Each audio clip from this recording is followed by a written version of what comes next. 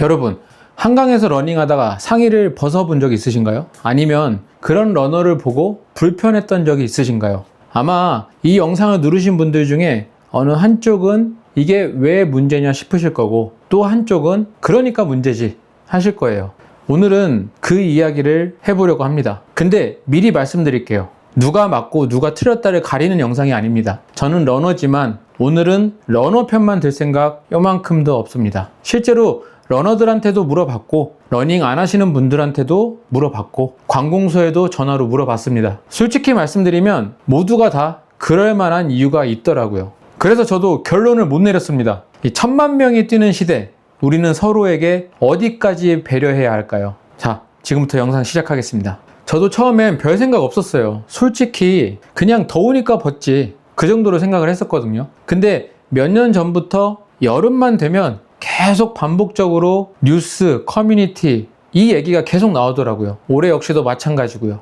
왜 공공장소에서 옷을 벗냐? 운동하는데 그게 왜 문제냐? 매년 이게 반복이 되는데 매년 결론이 안 납니다. 그리고 재밌는 게 이 논쟁을 보다 보면 양쪽 다 자기 얘기만 하고 있어요. 벗는 사람은 왜 벗는지 설명 안 하고, 불편한 사람은 왜 불편한지 설명 안 하고, 서로 그냥 막 불쾌하다, 유난이다 막 이러고 끝나더라고요. 저도 러너로서, 또 한 사람의 시민으로서 이 얘기를 그냥 지나칠 수가 없었습니다. 일단 상황부터 정리해 볼게요. 요즘 러닝크루가 많아지면서 한강이나 공원에 러너들이 확 늘었잖아요. 몇 년 전만 해도 평일 저녁 한강에 이 정도로 사람이 많지는 않았거든요. 그리고 여름철에 상의를 벗고 뛰는 남성 러너들에 대한 이야기가 특히 자주 나옵니다.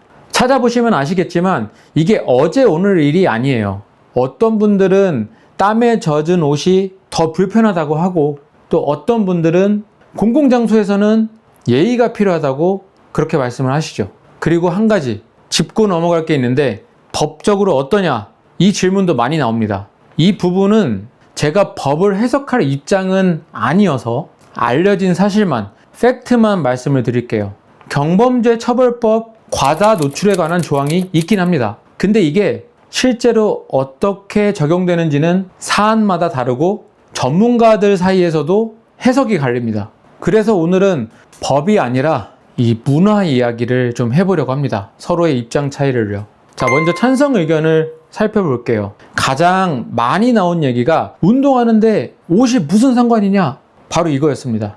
여름에 30분만 뛰어보면 옷이 진짜 물에 담갔다 뺀 것처럼 완전히 젖어버립니다. 그 상태로 계속 뛰면 무겁고 막 몸에 달라붙고 그게 더 불쾌하다는 거죠. 두 번째로 땀에 젖은 상의가 오히려 위생상 좋지 않습니다. 이런 얘기도 있어요. 젖은 옷이 피부에 계속 닿아 있으면 땀띠나 피부 트러블 그런 게 생기기도 하니까요. 세 번째로 수영장에서 비키니 입는 거랑 수영복 입는 거랑 뭐가 다르냐? 바닷가에서 그렇게 벗고 다니는 건 뭐가 다르냐? 이 얘기도 꽤 많이 나옵니다. 장소가 다를 뿐 노출의 정도는 비슷하지 않냐는 거죠. 해수욕장에서는 아무도 문제 삼지 않는데 왜 한강에서는 문제가 되냐? 이런 의견들이 있었습니다. 일리가 없진 않죠. 여기까지 들으면 그럴 수도 있겠다 싶으실 텐데, 지금 이제 반대쪽 이야기도 들어봐야겠죠. 또 생각이 달라지실 거예요. 반대쪽 의견은 불편하다는 분들이, 불편하게 생각하시는 분들이 가장 많이 하신 이야기는 아이랑 산책 나왔는데 눈을 둘 곳이 없다, 바로 이런 거였어요. 애가 물어본다는 거예요. 저 아저씨는 왜 옷을 안 입고 있어? 왜 몸에 그림이 있어? 왜 몸에 글씨 써져 있어? 그때 뭐라고 설명해야 되냐? 이 얘기를 하시더라고요. 두 번째로 공공장소는 나만의 공간이 아니지 않냐? 말 그대로 공공장소 아니냐? 이 의견도 정말 많았습니다. 수영장이나 해수욕장 그런 곳은 가는 사람들이 노출이 있을 거라는 사회적 통념 그리고 공감, 동의를 하고 갑니다. 근데 한강 산책로는 그냥 걷고 싶어서 나온 사람도 있고 한강라면 먹으러 나온 사람도 있고 목적들이 다 다르잖아요.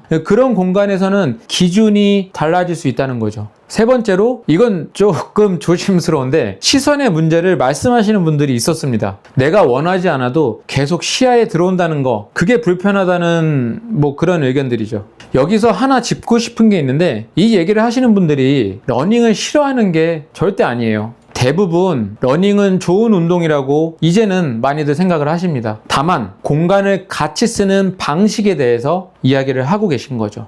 자, 여기서 러너의 입장을 다시 돌아가 볼게요. 조금 더 설명을 해드릴 건데, 러너의 입장에서 상의를 벗는 데는 실제로 운동 생리학적인 이유도 있습니다. 반대쪽 의견을 가지신 분들 잘 들어주시면 좋을 것 같아요. 이걸 알고 보시면 찬성이든 반대든 판단하실 때 도움이 되실 거예요. 자, 첫 번째는 체온 조절입니다. 우리가 뛰면 근육에서 열이 계속 발생해요. 근데 이 열을 못 내보내면 체온이 계속 올라갑니다. 그래서 몸이 땀을 발생을 시키는 건데, 여기서 중요한 게 땀이 나는 것 자체로는 체온이 떨어지지 않아요. 땀이 났다가 증발을 해야 열이 같이 빠져나갑니다. 증발할 때 몸에서 열을 가져가거든요. 근데 옷이 이미 땀으로 포화된 상태, 완전히 젖어 있는 상태면 증발이 잘 되지 않습니다. 특히 습도가 높은 최근에 우리나라 여름 날씨는 이 공기 중에 이미 수분이 많아서 증발 자체가 어려워요. 그래서 러너들이 여름에 유독 더 힘들다고 얘기하는 겁니다. 두 번째는 피부 슬림 현상입니다. 이게 러너들은 다 아실 거예요. 하프나 풀코스 이상의 그런 장거리를 뛰면 이 젖은 옷이 피부에 계속 마찰을 일으킵니다. 겨드랑이, 가슴 부위, 또 사타구니, 허리 라인 가리지 않고 계속 마찰을 일으켜요. 특히나 장거리 마라톤을 뛰시고 나서 이런 마찰 때문에 실제로 상처로 이어지는 경우가 있어요. 완주하고 샤워할 때 따가워서 그때 알게 되는 경우도 있죠. 그래서 장거리 러닝 하기 전에 바세린 같은 거를 바르기도 하고, 봉합이 없는 심리스 소재, 착용감이 좋은 룰루레몬 같은 브랜드의 옷을 찾기도 하는 거예요. 세 번째, 그럼 벗으면 실제로 기록이 좋아지느냐? 솔직하게 말씀드리면 그 정도까지는 아닙니다. 체감이 나아진다라는 느낌은, 그 얘기는 많지만 퍼포먼스가 확 좋아진다고 할 만한 명확한 근거는 제가 아는 선에서는 없습니다. 오히려 직사광선을 그대로 받으면 일사병이나 화상의 위험, 그리고 피부암 발생 확률이 올라간다는 연구 결과도 있고요. 그렇기 때문에 기능성 소재 옷이 땀 배출과 자외선 차단을 동시에 해주는 경우도 많고요. 정리하면 벗고 싶어지는 이유는 분명히 있다. 그런데 그게 반드시 벗어야 한다는 근거는, 주장은 아니다. 이 정도인 것 같습니다. 그렇다고 벗는 게 정답이라는 건 절대 아니죠. 저는 오늘 왜 그런 선택을 하는지 그 이유를 설명드리는 것까지만 하려고 합니다. 이제 반대쪽 시민의 입장에서 말씀을 드릴게요. 이런 걸 러너 입장에서만 보면 안 되겠죠? 자, 한강공원은, 또 다른 공원들은 러너만의 공간이 아니에요. 한번 생각을 해보면 같은 길을 가족 단위로 산책을 나오신 연인들, 또 아이들, 어르신들, 자전거 타시는 분들, 반려동물과 산책하시는 분들, 돗자리 펴고 즐겁게 쉬시는 분들, 이 모든 사람들이 같이 쓰는 공간입니다. 여기서 중요한 게 이분들은 러닝을 보러 나온 게 아니에요. 각자 자기의 목적과 니즈가 있기 때문에 그 공간에 나온 겁니다. 그리고 이런 얘기를 들었는데 기억에 좀 남더라고요. 내가 불편하다고 말하면 내가 예민한 사람이 되는 게 싫어서 그냥 아무 말 안 하고 시선을 돌린다, 이런 말씀을 하더라고요. 반대로 러너 입장에서도 내가 벗었다고 이상한 사람 취급받는 게 너무 싫다, 이런 얘기를 합니다.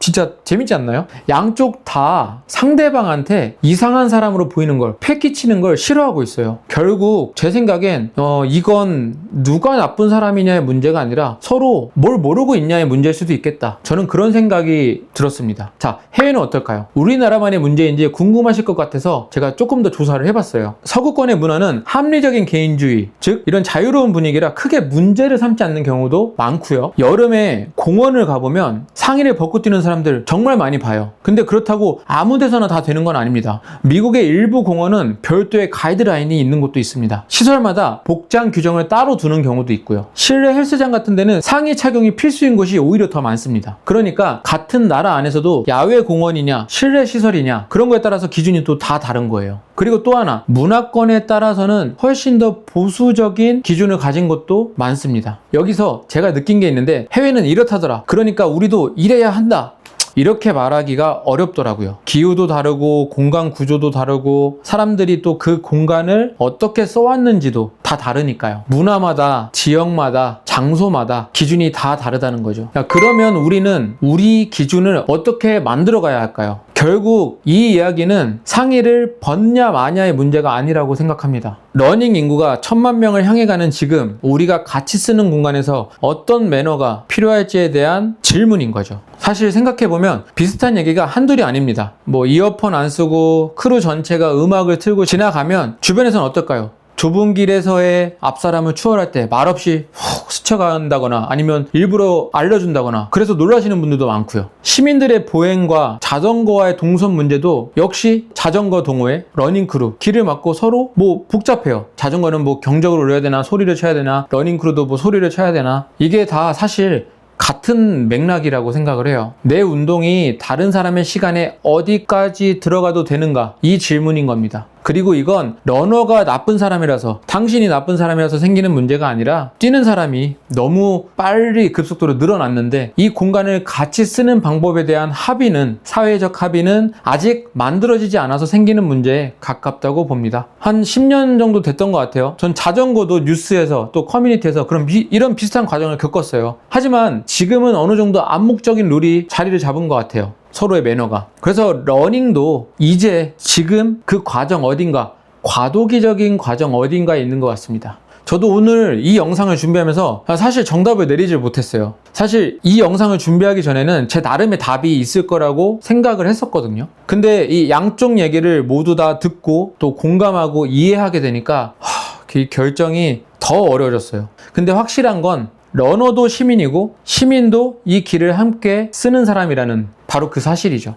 우리가 뛰는 그 길은 원래 누구의 것도 아니었고 앞으로도 누구 한 사람의 것이 되지는 않을 겁니다. 서로 조금씩만 생각해보고 그걸로 조금씩만 생각해본다면 그걸로 충분하지 않을까 싶습니다. 적어도 이 영상을 보시고 한 번쯤 상대방의 입장을 러너는 시민의 시민은 러너의 입장을 생각해 보셨다면 저는 그걸로 됐다고 생각합니다. 저는 개인적으로 내가 불편하면 남도 불편할 수 있다는 기준으로 그렇게 달려오고 있고 생활을 하고 있는데요. 완벽한 기준은 아닙니다. 제 기준이. 저도 계속 고민하고 있고 계속 노력하고 있어요. 여러분은 이런 상황에서의 나름의 기준이 있으신지 또 찬성이다 반대다 뭐 이런 답 말고 여러분이 실제로 지키고 있는 그 루틴이나 기준 그 여러분의 생각들 그런 건전한 생각들 건전한 의견들이 궁금합니다. 댓글로 남겨주시면 좋을 것 같고요. 러너분들은 내가 뛸 때 이런 건 꼭 지킨다. 뉴스에 나온 거랑 다르다. 또 러닝 안 하시는 분들은 이 정도까지면 나는 괜찮더라. 뭐 밤에 잘 안 보일 때 뭐 그렇게 살짝 상하 탈의하는 건 괜찮다.